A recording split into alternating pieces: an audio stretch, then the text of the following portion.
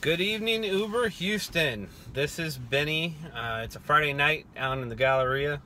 I'm hoping to secure one or two trips to the airport. Those seems to be very fruitful.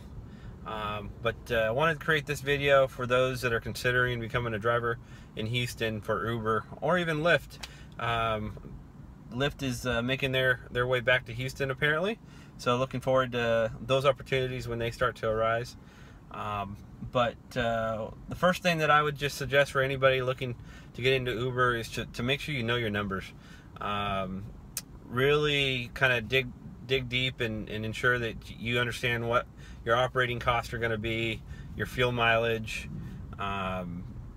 making sure that you have the proper insurance. Of course, Uber, Lyft, and other rideshare companies provide you with a lot of insurance ahead of time, but honestly, I'd recommend getting a commercial policy. Yes, it's going to be twice as expensive, maybe even 3 times as expensive as your current regular policy, but you don't want to run the risk of your insurance company canceling on you because you're participating in ride sharing. It's just not worth it. I currently use Geico. I think that they've done a pretty decent job, and for me it makes a lot of sense. Now, of course, the vehicle that I'm riding in currently, it's a 2017 Honda Ioniq. Gets great gas mileage. I'm right now averaging about 56 miles per gallon. So in terms of fuel cost, I think I'm doing okay.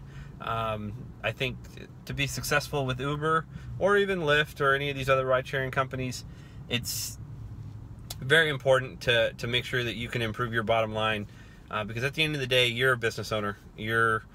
Uber's not there to take your taxes for you. They're really just giving you a platform to utilize, and it's up to you to make sure you're running a profitable business.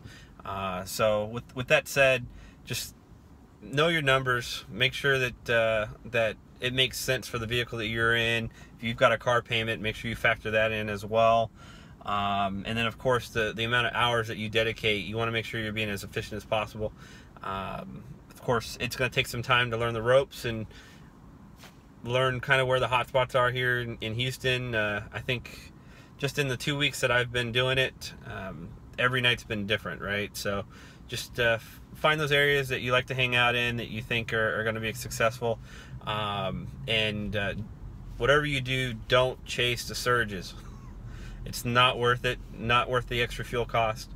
I would say that the number one lesson that I've learned is once you do drop someone off, sit in the area. Don't go driving unless you have a specific area that you want to get back to. But hang out. More than likely within the next few minutes, you'll get another pickup nearby.